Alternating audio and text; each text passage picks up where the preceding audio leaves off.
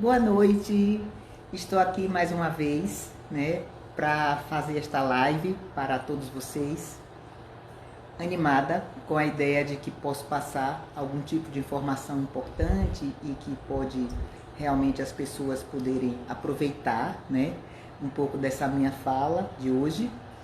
Semana passada eu falei um pouco sobre o meu processo da obesidade e minha relação com a clínica do excesso, do ponto de vista visceral. Foi uma atitude tanto quanto corajosa, mas de nenhum momento que eu me preocupo ou me arrependo de ter passado um pouco dessa experiência, porque eu acho que a vida é isso, a gente constrói experiência com as experiências dos outros. E eu estou muito feliz de estar aqui, hoje falando do ponto de vista mais teórico, tendo cuidado de que dos meus... as pessoas que estão me ouvindo, da minha audiência, tem pessoas que não são psicanalistas, são pacientes, são pessoas de outras áreas teóricas do conhecimento e que provavelmente, se eu falar num jargão específico da psicanálise, mais lacaniano, vai ser mais difícil a compreensão. A minha ideia é que a minha fala atinja o maior número de pessoas, Então eu vou fazer como eu faço sempre, tentar modular o saber da psicanálise para fazer uma interlocução com o conteúdo que eu tenho para falar para vocês. Então, eu estou aqui com o Manual de Adictologia Clínica, que é exatamente um compêndio, vou falar um pouco da Universidade Paris 7, do curso do DU, que é o Diplôme Universitaire da Universidade Paris 7, em Paris, a Paris de Diderot, cujo maître de conférence é o Dr. Henrique Pierre Toubiana, a quem eu presto uma homenagem e uma gratidão pelos conhecimentos, que ele veio algumas vezes à Bahia, trazidos por nós. É uma pessoa que tem uma larga experiência com a adictologia clínica, e esse DU, nesse diploma universitário da universidade, ele é muito rico, porque contempla todas as adicções humanas, Então, posso dizer que o Dr. Henrique Pierre Toubiana talvez seja um dos maiores especialistas contemporâneos sobre adicção, sobre as compulsões, bebendo dessa fonte, porque ele me presenteou com os manuais, e eu estudo muito, apesar de não estar diretamente fazendo o curso, mas eu estou envolvida nas discussões, nas interlocuções com os colegas na França, e cresço muito nesse aprendizado permanente, porque a formação do analista é permanente. A gente nunca vai receber o diploma total de psicanalista, sempre temos o que aprender. Então, é na condição de aprendiz também, de um tema que me é muito caro, porque faz uma interlocução com minhas questões, e quando eu sou sujeito e objeto da pesquisa, eu avanço, porque eu me mantenho no meu propósito de resolver essas questões, e também posso passar de uma forma mais visceral, de uma forma mais expressiva, a experiência da adicção. A palavra adicto é uma palavra que vem do latim, que significa escravo. Então, o adicto é alguém, que está escravizado a alguma coisa. Na Antiguidade Clássica, os romanos, os senadores, eles, quando passeavam pela Ágora, lá de Atenas, de Roma, eles eram rodeados de adictos que eram seus escravos, pessoas que realmente prestavam vassalagem para eles. Então, essa terminologia é muito pertinente, que quando alguém tem dependência de alguma coisa, de um objeto, essa pessoa se torna escrava. A palavra é forte, mas o significante é esse mesmo. Escrava, dependente do objeto. E o objeto decide a vida do sujeito. Certo? Então, no mundo contemporâneo, muitos objetos podem ser fonte de adicção. Qualquer coisa pode virar um objeto da adicção e pode virar um objeto da compulsão. A primeira coisa que eu gostaria de falar dentro desse estudo teórico das adicções é que tem poucos anos, 10, 15 anos, que nasceu um ramo da psiquiatria, na França, que é a adictologia clínica, que é o ramo da psiquiatria, são os psiquiatras que se dedicam exclusivamente às adicções. Eles são os adictólogos, eles trabalham com as adicções, então eles vão trabalhar com a medicação, né? Na psicofarmacologia eles vão trabalhar com a medicação específica para as compulsões. Posso falar para vocês, assim, de uma observação do mundo atual, que nós vivemos dois polos muito extremos, mas muito complementares: depressão e compulsão. Não é raro que a gente veja que alguém, porque está deprimido, fica compulsivo. E não é raro que a gente veja que alguém que está compulsivo fique deprimido por conta da sua compulsão. Então, esses dois polos, né, eles vão estar o tempo todo em complementariedade. Não é que por trás de uma compulsão tenha que existir uma depressão, não necessariamente. Mas o que a gente sabe é que o que é comum a qualquer ser humano é uma coisa chamada dor de existir. Existir dói. Não é fácil nos mantermos vivos. Não é fácil nos mantermos produtivos, atuantes. Não é fácil nós estarmos conectados com o nosso desejo o tempo todo. A vida, ela é muito complexa, ela não é linear. Então, o ato de existir, o puro ato de existir, é doloroso. Não é fácil para o humano existir. E então, em alguns momentos da vida, é possível, não é, que alguém está falando que está travando muito. Eu gostaria de saber um retorno, se eu tô aqui está tranquilo a minha internet, está fluindo bem, está travando, vocês estão vendo travando ou não? É uma pessoa que disse que está travando muito, as outras não falaram nada. A pergunta é, está travando? Vocês estão sentindo que está travando? Aqui está o Wi-Fi, está excelente, está tudo ok, eu não sei o que está acontecendo. Então, espero que seja só a internet desse interlocutor que falou que está travando. Então, gostaria que os outros também, por favor, me se posicionassem se está travando, porque não estou vendo como travando, certo? Aqui, tem pessoas que dizem que está excelente, que está ok. Uns dizem que está bom, não posso saber. Bom, eu vou continuar, porque travando ou não travando, uns dizem a minha não está travando, a minha está ótima. Aí é o Wi-Fi de cada lugar, né? E realmente a gente não pode dar conta. Aqui tá bom, né? Então onde eu estou falando tá fluindo, que tá uma beleza, tá indo direitinho e tá andando, as mensagens estão andando de vocês. Quero dar um tchau para todos que estão falando: Sandra Meligendler, o André Figueiredo, né? A Márcia Saraiva, Loiva Drius, Alzira Ouro, Rejane, a Sandra, e tá tudo ótimo, tá? Então tá fluindo, vamos continuar, porque o assunto é instigante e a gente tem que destravar esse assunto. Vamos lá, vamos pedir que a internet seja ao nosso favor.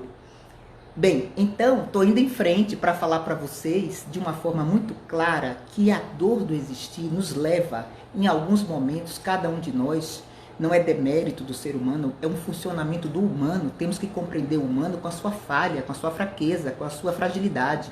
Então é possível que em algum momento da vida, algum objeto tenha sido mais do que um objeto da necessidade, ele vira um objeto do desejo. E quando a gente migra do puro terreno da necessidade para o terreno do desejo, esse objeto, ele passa a ser o objeto da compulsão. Ele passa a ser o que os franceses chamam d'emprise-souci. Emprise-souci é uma expressão francesa que significa o que quebra a dor, o que quebra a preocupação, o que quebra a angústia. É um objeto anestésico, é um objeto bálsamo, é um objeto que dá alívio, que tira o peso da dor, da angústia existencial, do sofrimento psíquico. Então, como abrir mão de uma coisa que nos facilita a vida? Como abrir mão de uma coisa que nos faz viver melhor com o estresse que estamos vivendo? Então, realmente é complexo, porque causa uma dependência, causa uma adicção, causa uma relação de alienação ao objeto, e o sujeito, ele fica completamente afanizado, que é um termo lacaniano que diz o sujeito está arrefecido da sua condição de livre-arbítrio, da sua condição de escolha. Ele está refém do objeto. O objeto é o sequestrador, ele sequestra o sujeito. E o sujeito é sequestrador de si próprio. Então imaginemos que nós nos sequestramos na nossa subjetividade, somos o sequestrado e o sequestrador, e ao mesmo tempo pagamos o resgate para a nossa liberdade. Então é uma situação de enredamento, o sujeito está enredado, completamente misturado, como uma teia de aranha, certo? Os fios invisíveis da adicção o aprisionam de uma forma avassaladora. Quero dizer a vocês que eu tive assim em 2016 a experiência de compreender que existe um tipo de adicção sui generis, né? E ao mesmo tempo eu fiquei estarrecida ao ver que isso era real, quando num determinado hospital na França eu conheci a potomania. A potomania, potos em grego é água, potomania são compulsivos à água. Imaginem vocês que a água é incolor, inodora e sem sabor. E ela causa adicção. Se a água causa dependência, imaginemos as outras coisas. Os potomaníacos são pessoas que bebem 13, 14, 15 até 20 litros de água por dia e chegam a óbito, porque eles desequilibram o equilíbrio eletrolítico do corpo. Eles ficam completamente com o equilíbrio do potássio, né? E eles se afogam no seu objeto da compulsão. E é muito curioso que nos hospitais onde eles ficam, né, tem o setor da potomania, dos potomaníacos, eles lembram aidéticos, eles são magérrimos, esquálidos, porque a água, ela vai, né, espoliando a massa muscular toda, a massa magra, e chega até o músculo cardíaco. Quando não tem mais nada o que queimar, aí entra em óbito. E nos seus quartos não existe torneira no banheiro, não existe água no vaso sanitário, o chuveiro é monitorado pela equipe de enfermagem. Então imaginemos aonde chega um ser humano de não comer mais nada e só beber água, e chegar ao ponto de chegar a óbito. Então, se o objeto da compulsão, a água, causa essa devastação, qualquer objeto causa uma devastação, quando a relação de dependência se estabelece e de submissão emocional ao objeto se estabelece. O objeto vira o senhor, o mestre, e o sujeito está na condição de escravo. A água é um solvente natural, dissolve tudo, então dissolve também os órgãos internos. Está dizendo aqui o Aurivan, psicanalista do NAPS, membro participante do NAPS. Olá, Aurivan. Então é isso mesmo, a água destrói as células, é uma coisa muito terrível. Alguém está perguntando, então em certa medida é saudável ter um objeto como bálsamo quando há um equilíbrio na utilização desse objeto? A grande questão é uma coisa, é um termo que eu vou descrever para vocês. Todos nós temos objetos da compulsão. É quase impossível o ser humano não lidar com a angústia de existir sem ter alguma coisa que alivie. Agora, pode ser um eixo sublimatório, pode ser a arte, podem ser coisas que não vão trazer a consequência danosa de ficar refém do objeto.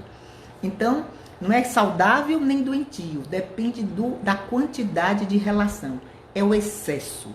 Não é o uso do objeto, é o mau uso do objeto. Por exemplo, vamos à comida. A comida é natural, a gente precisa do alimento para viver. Não é um objeto tóxico no sentido de que seja uma droga. Não podemos comparar a comida com a cocaína. Não é assim. Mas o uso adoecido da comida a transforma em objeto droga.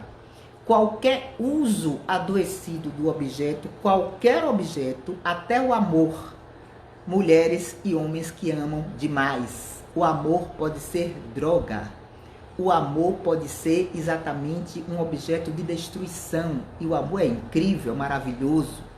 Mas se alguém se deixa capturar como este objeto, ele vai estar completamente submetido ao excesso de amor. E o excesso de amor se pula de Eros, que é pulsão de vida, para Thanatos, pulsão de morte. Pessoas que adoecem porque amam demais e sofrem as consequências desse excesso de afeto. Tudo que é excesso sobra. O caminho do meio é da temperança, é onde estão as virtudes. Por isso que a virtude é algo da ordem da castração para a psicanálise, ou seja, até onde eu posso utilizar o objeto e quando o objeto se utiliza de mim e eu não posso permitir que ele seja maior do que eu. Então aí está um conceito de equilíbrio. Eu vou fazer uma live em breve sobre a temperança com mais vagar, né, porque é um termo da filosofia, São Tomás de Aquino, né, então, e da Santo Agostinho, nas Confissões, mas eu quero trazê-lo um pouco para a psicanálise, que realmente é o que está dizendo que é o valor atribuído do objeto que transforma em objeto droga. Sem dúvida, não tenho dúvida que qualquer coisa demais transforma em senhor e o sujeito em escravo. Voltando à questão dos objetos da dicção, temos que nos reportar a uma percepção biográfica porque alguém precisa tanto de um objeto. E aí nós vamos encontrar links, né? Porque a psicanálise trabalha de uma forma biográfica, estudando a história do sujeito, conhecendo a biografia, o mito individual de cada ser, né? O que ele tem, o que ele conta como sua história. E seguramente na sua história vai estar sempre alguma coisa que vai desencadear a relação equivocada, adoecida e tanática com um determinado objeto. Mas também tem um detalhe: há objetos que eles funcionam a nível da neurologia como objetos que compensam determinados funcionamentos cerebrais. Então existe a possibilidade do objeto influenciar em determinadas estruturas psíquicas, que são o sistema de recompensa que nós temos, o corpo límbico, o sistema límbico, a amígdala cerebral. Ou seja, não vou entrar na neurociência, porque também não tem tanta base, não sou uma neurocientista, sou uma psicanalista. Então eu admiro e admito que existe também algo da ordem do real, onde o objeto começa a compensar neuroquimicamente alguns circuitos neurológicos, e há objetos que compensam mais do que outros. Por exemplo, nós já sabemos, por questões já definidas, né, na farmacologia, que há drogas euforizantes, que deixam a pessoa para cima, que funcionariam como antidepressivos. E há drogas, né, relaxantes, que seriam ansiolíticas.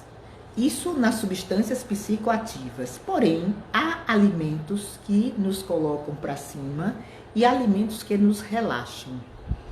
Então, voltando à questão do objeto comida, que é um objeto corriqueiro e que ele pode virar droga, já estão sendo feitos estudos bem já comprovados, né, no estudo da obesidade como uma síndrome plurimetabólica. Já está sendo estudado que as farinhas e os açúcares, eles têm similaridades com algumas drogas psicoativas, a exemplo da cocaína e da maconha, certo? Então é possível que o uso excessivo de farinhas, né, de massas, né, de comidas realmente de amiláceos, né, farináceos, que esses objetos, esses alimentos, eles causam um certo torpor após a ingesta deles. É natural que a pessoa, depois de comer uma feijoada, dê sono, né? Ela fica sem força, sem energia, porque ela está empanzinada, né? Porque a digestão é lenta, e também porque o uso excessivo de farinhas causa um torpor semelhante ao torpor que a maconha exerce no cérebro. Ou seja, o sujeito fica meio zen, meio sem força. E há outros alimentos, a exemplo dos açúcares, dos carboidratos refinados, os açúcares, os doces, as guloseimas, que eles causam não torpor, mas uma aceleração, uma excitação, como se houvesse uma animação do sujeito, que tem, não é exatamente a mesma coisa, uma similaridade com a cocaína. Então, seriam alimentos euforizantes. Então é natural que a pessoa, quando está meio triste, queira comer um pacote de chocolate, de biscoito recheado, não vai pensar em comer uma hortaliça, não vai pensar em comer uma fruta, mas vai precisar do açúcar no sangue, vai precisar daquilo que dê energia, que dê ânimo. Então existe uma experiência muito clara de dependência a esses alimentos que são açucarados ou a nível de carboidrato refinado e farinhas.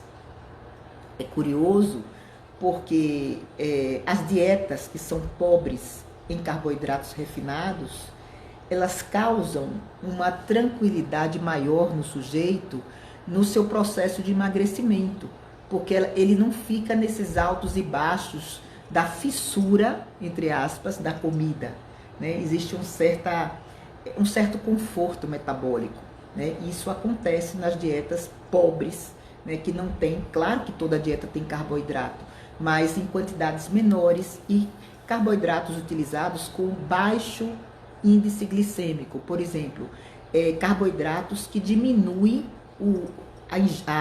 a liberação de insulina, carboidratos mais tranquilos, né? Que podem ser utilizados em qualquer dieta.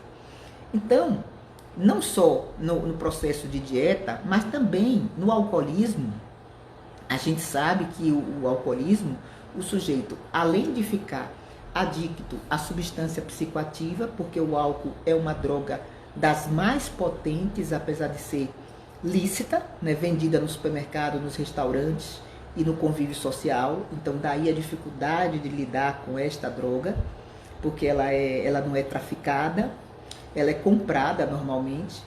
Então o grande problema é o seguinte, é que a droga, o álcool, né, ele faz estragos deletérios nos neurônios e causa até a loucura, a psicose alcoólica. É uma loucura adquirida do alcoolismo. O sujeito não era louco, mas ele enlouquece. Então, para vocês verem como é complexo a relação com os objetos na compulsão. Então, o álcool, ele é extremamente complexo, né? O sujeito fica numa necessidade grande, orgânica e psíquica do uso do álcool. E causa uma deterioração total da sua história, da sua personalidade, da sua imagem, da sua reputação. O sujeito fica envergonhado, ele faz coisas que ele se arrepende, se envergonha, não gostaria de passar por aquilo. Então, é extremamente vexatório, né?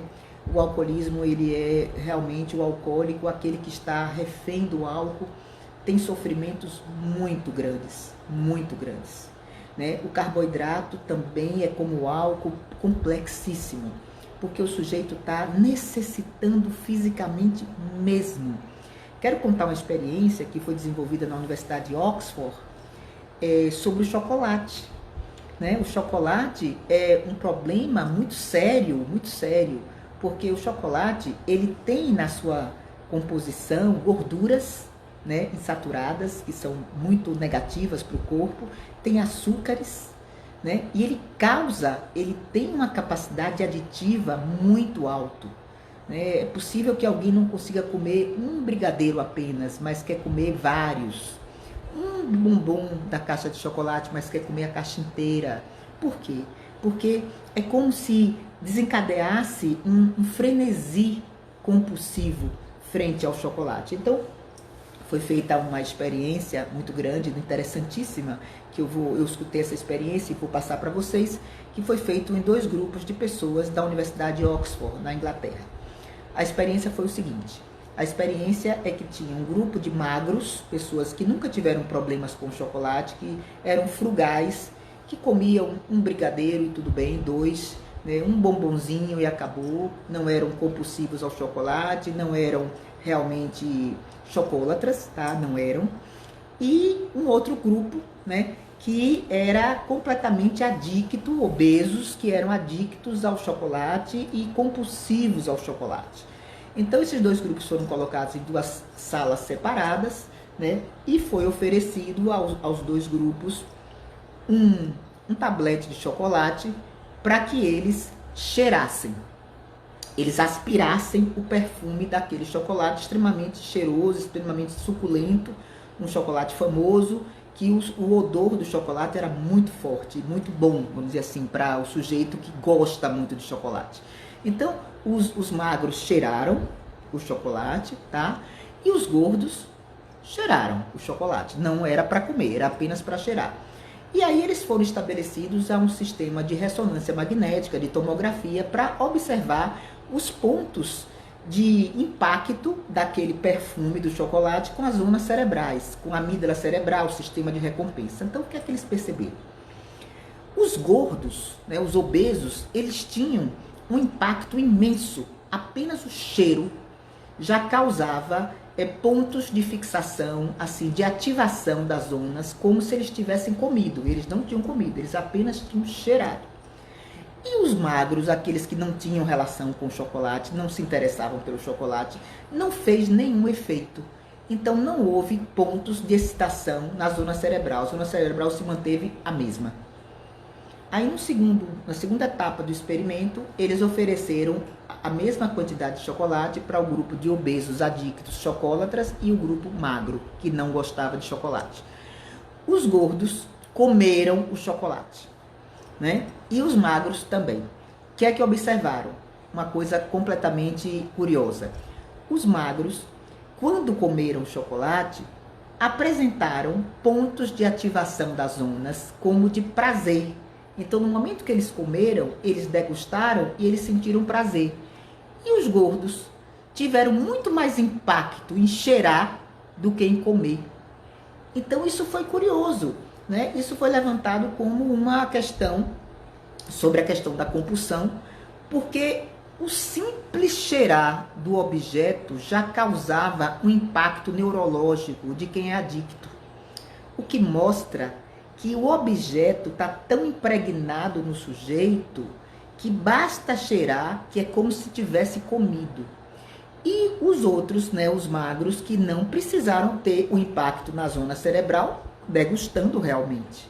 Então, o que mostra a força do objeto sobre aquele que está refém do objeto. É uma força neuroquímica também. Não é só psíquica, ela também é neuroquímica. No mesmo experimento, né, dessa própria universidade, viram que a cocaína exercia algo muito parecido. E foi feita uma experiência com uma pessoa que tinha deixado a cocaína completamente, já estava sem usar fileirinha, sem cheirar fileirinha há muito tempo, e ao atravessar uma faixa de pedestre, onde tem aqueles traços brancos no chão, ela voltou a usar a cocaína. A simples visão das listras da faixa de pedestre no cérebro ativou o desejo, né, completamente fissurado da cocaína. Então vocês vejam que não é preciso só o objeto, basta o cheiro, basta a visão, basta outras portas da percepção para que aquele objeto escravize o sujeito de volta, certo? Às vezes a pessoa está numa dieta, mas passa numa padaria e sente um cheiro de pão e não suporta o cheiro, entra e sai da dieta. Então, o cheiro, às vezes, no adicto, exerce uma força total de submissão ao adicto. Isso é muito sério, né? Se a gente pensar bem, é como se o sujeito não tivesse controle mais sobre os próprios órgãos dos sentidos. O objeto ganha uma força colossal. O objeto ganha uma força de domínio sobre o sujeito, né? Então alguém está comentando que parece que teve um familiar que fez até o método que eu fiz, né? O método Ravena. Na realidade, gente, o método que dá certo é aquele que você entra de cabeça. Não existe método miraculoso, não existe.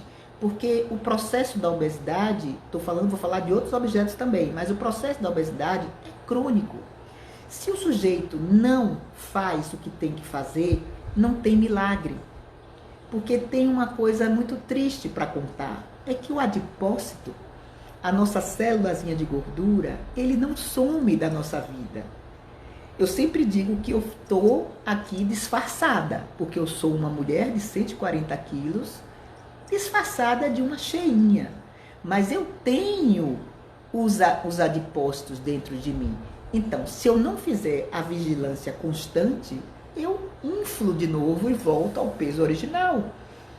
Como se livrar desta compulsão e domínio? Primeira coisa é a determinação psíquica. É uma coisa chamada decisão. A primeira coisa, a palavra decisão, ela é muito importante. A palavra decisão muda o curso de uma história. Quando alguém decide alguma coisa, ninguém pode ir contra.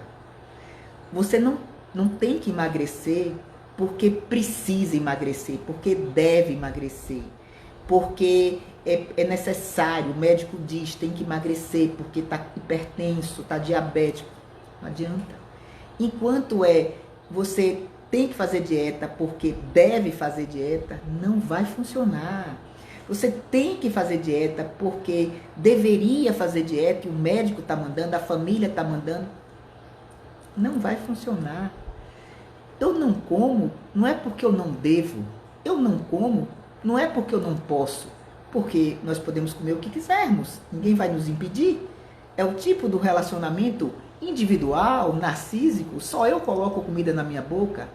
Na realidade, é o verbo querer que está em outro circuito, que Aninha Scavuzzi aqui já antecipou que eu ia falar. É isso mesmo. Não é porque eu não posso, não é porque eu não devo, é porque eu não quero.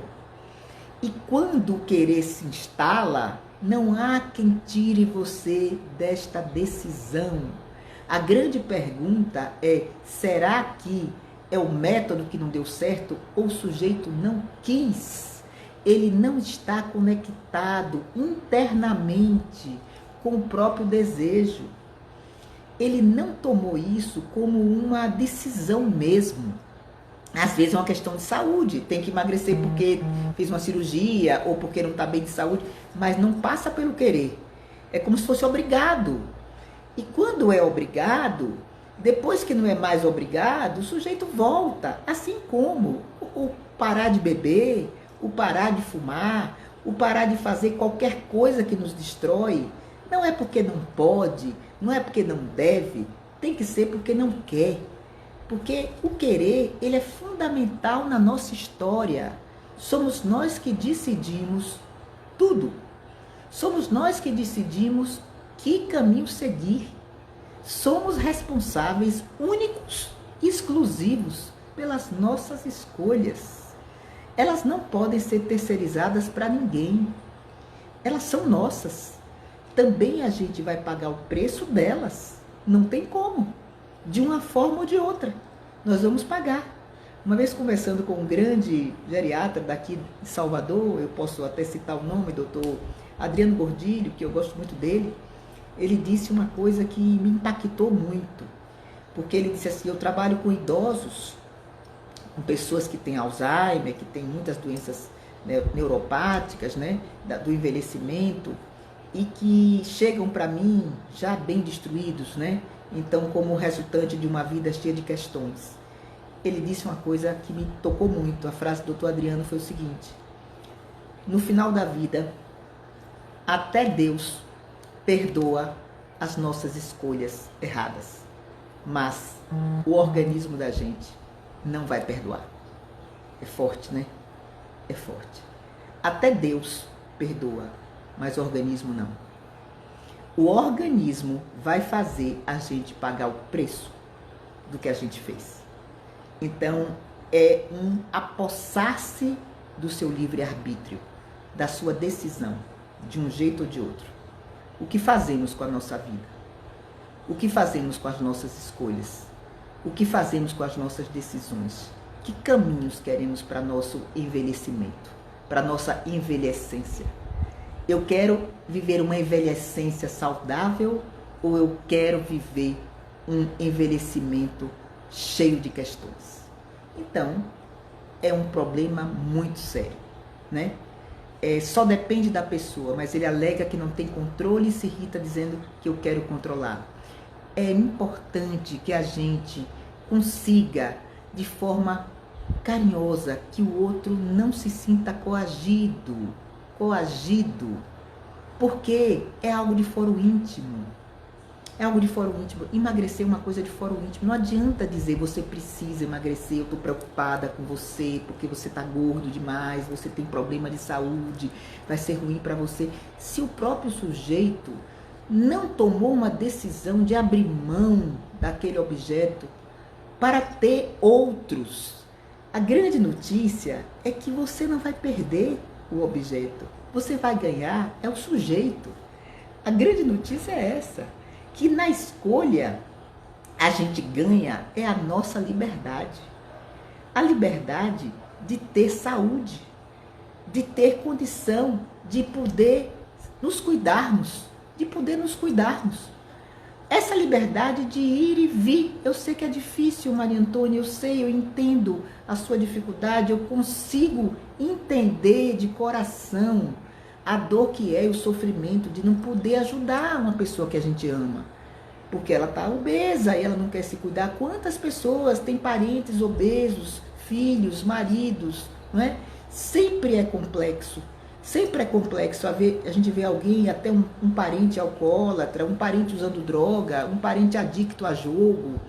Gente, as adicções, elas são terríveis, porque toda a família fica meio codependente dessas dependências. Por isso que eu acho que é uma patologia contemporânea muito séria, muito grave, muito complexa. E o mundo contemporâneo leva as pessoas a ficarem refém dos objetos. O mundo leva, através da ansiedade, das angústias profissionais, das angústias familiares, das decepções emocionais, né? Sempre é muito complexo isso. Mas o que a gente precisa é entender que é possível, apesar de ser difícil, muito difícil. Se fosse fácil, não teria tantos compêndios sobre o assunto, não teria tantos estudos, né? E ainda não conseguimos uma resolução completa para as adicções. Por isso que é um tema que eu me debruço. Por que eu trouxe esse tema de forma tão intensa para vocês? Porque eu estou vendo uma estatística que está me assustando. As pessoas estão bebendo muito mais no confinamento, estão comendo muito mais no confinamento, estão usando muito mais droga no confinamento, estão muito mais ligadas ao jogo no confinamento. Até as compras, mesmo que os shoppings estejam fechados, pela internet se compra também. As pessoas estão comprando horrores para não usar em lugar nenhum. É uma loucura, gente. É uma coisa muito dolorida, muito triste. É preciso buscar ajuda, é preciso falar, é preciso ter a escuta, é preciso ter o acolhimento dessa dor. O acolhimento dessa dor. Não é porque fulano é guloso, não, gente. É uma doença também. É uma doença psíquica. Muita ansiedade. Nós estamos vivendo, quase entrando no 3º mês do isolamento social. Então perdemos muitos vínculos que nos davam lenitivo, que nos davam ânimo. Então estamos confinados. Então o nível de compulsão aumentou assustadoramente. Até de pessoas que não eram compulsivas, estão compulsivas. E pessoas que estavam com uma dieta mais equilibrada, botaram pantufa de jaca, os 2 pés na jaca, e estão comendo desbragadamente. Né? Então, eu tenho tido relatos de porteiros de prédios assustados com a quantidade de garrafas que são colocadas no lixo, né? Que as pessoas estão bebendo muito. Então, essa live, né, que é teórica, mas é exatamente impotência, medo, ansiedade, tudo isso todos esses sentimentos levam a uma sensação de aprisionamento na adicção. Realmente, só entende a dificuldade quem vive a adicção, é verdade. É uma doença como outra qualquer, também acho, concordo plenamente. Não está na ordem porque é guloso, porque ele gosta de beber. Não, gente, é doença. Existe. O objeto vira escravo. O sujeito vira escravo do objeto. O objeto vira senhor, vira o mestre. E o sujeito fica refém dele. Então, é uma escravidão mesmo. É uma sensação de impotência mesmo. É uma dependência mesmo.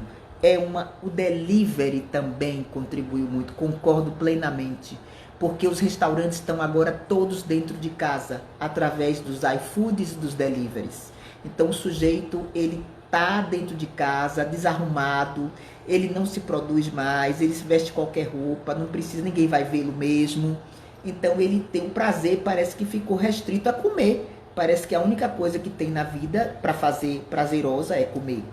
E aí busca o iFood e no intuito de que é assim que está celebrando o confinamento, é exatamente a mesa que as pessoas estão se matando de garfo e faca, certo? Eu digo a vocês que é algo muito, muito sério. Às vezes nem a bariátrica salva, é verdade, é verdade. Eu sempre digo que a bariátrica, claro que às vezes tem situações extremas que é necessário a bariátrica. Eu entendo que é possível o sujeito não poder mais emagrecer de outro jeito, porque ele não consegue. Mas também se a relação com o objeto ainda continua adoecida, ele vai reengordar. E o estômago vai voltar ao tamanho anterior. E tem pessoas que já estão fazendo a segunda e a terceira. Então o que mostra é que a coisa é muito séria, é muito grave, muito profunda. E que não é algo da ordem da cirurgia que vai fazer o sujeito ter uma relação de educação alimentar adequada. Claro que há pessoas que conseguem, né? Que vivem fizeram a bariátrica há muitos anos, estão controlando o peso, estão bem. Não é todo mundo, mas tem pessoas que não conseguem. Da mesma forma que muitos fazem vários métodos, emagrecem e outros voltam. Então, na realidade, é a cronicidade da relação adoecida que marca a relação com o objeto. Da mesma forma, o alcoolismo. O alcoolismo é exatamente igual.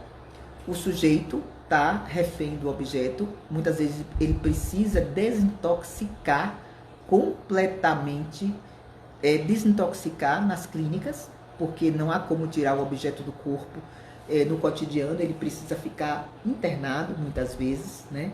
E depois voltar à vida normal. Exatamente. Quem faz bariátrica tem que ressignificar o acompanhamento, exatamente. Então, às vezes a pessoa faz a cirurgia e não faz nenhum tratamento psíquico. Então, não tem nenhum acompanhamento. Então, não tem como, não é milagre, né? Então, basta fazer isso que faz voltar todo o peso, infelizmente, o sujeito retorna. O alcoolismo também. O alcoolismo, ele precisa de um substrato psíquico muito intenso, além de medicamentoso paralelo. O sujeito precisa tomar alguma medicação de ordem psiquiátrica e ter uma escuta adequada, psicológica, né? Um psicólogo, um psicanalista, um psicoterapeuta, para sustentar a ausência do objeto e entender por que o sujeito, porque para se desvencilhar do objeto é muito difícil. Então, tira o cigarro de fumante que nunca teve problema de saúde e o sujeito adoece, exatamente, porque ele está sustentado pelo objeto. E aí, quando ele para de fumar, ele fica doente. Não é muito fácil, porque o que a gente precisa, em primeiro lugar, é trabalhar a decisão e o desejo. E aí, eu quero dizer para vocês que o desejo é a mola propulsora para qualquer ato humano. Somos seres desejantes. Precisamos acreditar que temos esse potencial interno de transformação. Não podemos cruzar os braços nem depor as armas. Na luta da adicção, eu digo a vocês que é muito comum que o sujeito faça, por exemplo, uma cirurgia bariátrica e vá ser alcoólatra, ou vai ser compulsivo à compra, ou que vai fazer alguma outra coisa. Então, preso em casa com essa ameaça de que na rua vai morrer, ele perde o controle e fica refém da casa, como um útero que vai engordá-lo. Então ele vai ficar sendo cevado entre as quatro paredes. É uma defesa de medo da morte também. Eu entendo, gente, não vai aqui nenhuma crítica, nenhum tipo de preconceito com o que está acontecendo com nós humanos. Somos humanos. E porque somos humanos, somos falhos. Eu digo a vocês que eu faço essa live para vocês e para mim, porque eu fiquei obesa há muitos anos. 26 anos da minha vida eu fiquei obesa. Então, agora que eu estou cheinha, eu preciso realmente me cuidar, né? E voltei a escrever meu livro para poder... Tudo isso são mecanismos também de relação com a dificuldade para trabalhar em mim e nos outros também. Porque cada paciente que emagrece, que resolve o problema, eu também emagreço emocionalmente na alegria de ver alguém se salvar. Então isso também dá muito prazer a quem trata da adicção. Se eu trabalho com um alcoólatra, com alguém que está refém do álcool e se liberta, isso é incrível a sensação de vitória que a gente tem junto. O trabalho com as adicções é um trabalho é um corpo a corpo. Não é fácil, não é fácil. Então, alguém está perguntando, podemos dizer que seria o retorno do recalque? Claro, o sujeito recalca o objeto, ele volta numa situação de estresse, numa situação de conflito, numa situação de dor. Então, existe a possibilidade de migrar, aquele objeto ser substituído por outros objetos. E é a construção de grandes desejos, de grandes projetos de vida, de grandes apostas na autoestima, de grandes apostas na subjetividade, que faz com que a gente acredite que é possível dar um novo sentido para a vida. Existe salvação da compulsão? Claro. Existe controle da compulsão? Sim. Mas claro, às vezes o emagrecimento, alguém está dizendo, não se reconhece nem se aceita, porque não teve um trabalho psíquico adequado para trabalhar o novo esquema corporal. Porque o corpo muda, a referência no espelho muda. É necessário todo um ajuste. Não é uma coisa simples o emagrecimento também. O sujeito vai lidar com um novo corpo. Às vezes um obeso infantil vai ter dificuldade de entender aquela imagem. Então, é muito importante, gente, eu digo a vocês, eu celebro nesta live a crença completa na saúde psíquica, porque é o farol que me faz continuar. Então, o farol que me faz continuar é quando a gente aposta em cada paciente, onde a gente acredita que ele vai conseguir, onde a gente sente que a gente está ali oferecendo uma escuta, mas quem vai fazer o caminho é ele. Não é fácil, mas é possível, não tenho dúvida, é possível, tudo. É possível se livrar das drogas psicoativas, ilícitas, é possível deixar o álcool, é possível deixar o cigarro, é possível ver na comida um elemento de prazer, não de gozo, porque em psicanálise gozo é o prazer no desprazer. É interessante um jantar harmonizado, mas com a escuta de você se permitir o objeto que se transforme num objeto de prazer, não num objeto de gozo. Então, a psicanálise oferece essa possibilidade da gente se conectar com o desejo. O desejo do analista é o começo, sem dúvida. É o desejo de estarmos nessa profissão, nesse ofício, né, tão sagrado, que a gente acolhe a dor psíquica. Então, é um ofício que o outro, a gente é responsável, temos essa responsabilidade que é completamente interna nossa e que faz com que a gente consiga acreditar no humano, é estar querendo fazer isso, é acreditar que isso é possível, é acreditar que isso é possível com a gente. Como diz Caligares, né? É preciso que a gente acredite na psicanálise através da nossa análise, porque também passamos pela experiência do nosso divã, e se funcionou com a gente, vai funcionar com o outro. Impossível um analista não se trabalhar. Ele tem que se tratar, ele tem que acreditar que o método funciona nele, já funcionou bem nele, vai funcionar nos outros.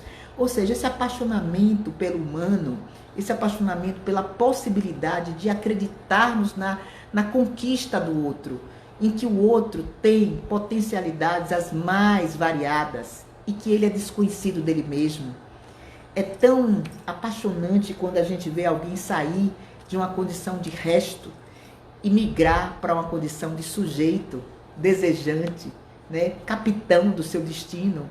Isso não tem preço isso, gente. Eu digo a vocês, nesses meus 40 anos de clínica, eu celebro com muita alegria, que eu gostaria de mais 40. Sei que vai ser um pouco difícil, mais 40, mas eu acho que eu tenho a alegria do início a cada dia. Eu comecei em 1980, 2020, 40 anos. Parece que foi ontem. Parece que foi ontem que eu atendi o primeiro paciente. Por quê? Porque na conexão com o desejo, a gente nunca se cansa. Um psicanalista não se aposenta, porque o desejo não se aposenta. Ser psicanalista é querer desejar sempre. Eu acho que a aposentadoria está fora de cogitação para quem é da psicanálise. Então a gente vai querer trabalhar sempre, a gente vai querer estar sempre escutando. É isso que eu faço nos grupos, né? Quando eu formo analistas, os analistas do NAPSE, os futuros analistas, os que já estão na equipe, os que estão começando a atender, os que estão se capacitando, e que a gente tem que passar esse entusiasmo em relação a tudo na psicanálise. As compulsões é o grande desafio contemporâneo para a psicanálise, é o grande desafio do ser humano. Somos sujeitos do nosso desejo. Os objetos não podem dominar a gente, eles têm que estar ao nosso favor. Nós temos que colocá-los como súditos, porque os imperadores somos nós. E é nesse sentido, gente, que eu digo a vocês que eu estou muito feliz, porque realmente essa live me tocou o coração nas compulsões. É apenas o início. Eu pretendo falar outras. E vou também entrevistar pessoas em próximas lives, tá? Vou falar da hiperconexão, que é a questão da compulsão às novas tecnologias. Estou trazendo outros profissionais e vamos fazer lives mais dinâmicas, né? Sempre na linha do excesso, dessa clínica instigante, dessa clínica que nos faz dormir e acordar pensando em saídas, em estratégias, que nos interroga para aprender cada vez mais. A pulsão de vida é o caminho do sucesso na vida de alguém. Então estamos na conexão com o desejo, confinamento do corpo, mas liberdade de ideias. Eu nunca fiz tantas lives, eu nunca fiz tantas videoconferências, espero ter saúde e condição de fazer mais ainda e que nossos profissionais também estejam nesta mesma linha, né? De que são lives, mas são lives. Isso é vida. E vida é a conexão com a nossa essência. Então, obrigado a todos. Eu agora vou tentar, eu acho que eu já estou conseguindo, estou ficando expert em gravar e colocar no perfil. Já estou aprendendo essa dinâmica, então consiga, né? Eu acredito que eu estou achando que eu vou conseguir encerrar. Eu vou me despedir de vocês porque eu vou conseguir encerrar a transmissão e gravar, tá? Muito obrigado pela presença de todos. Um beijo no coração, uma ótima semana. Eu digo durante a semana o próximo tema. Até de hoje a 8, se Deus quiser. Fiquem com Deus.